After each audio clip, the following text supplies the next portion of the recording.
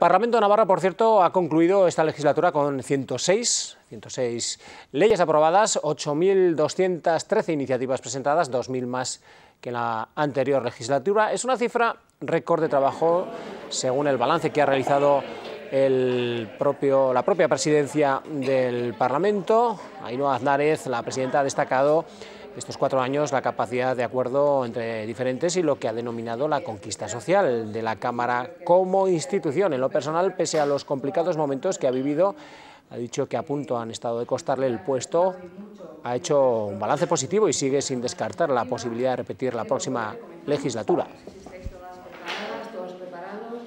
Aquí el acuerdo en que tomamos en mayo de 2015, aquellos 2 meses que nos llevó de tiempo llegar a un buen acuerdo programático, bueno, lo he cumplido y lo hemos cumplido. Yo creo que era el compromiso que tenía yo como presidenta de esta institución con la ciudadanía, con lo que comprometí, aquel acuerdo programático, más que una firma, una fotografía, era llevarlo a cabo y así lo he hecho.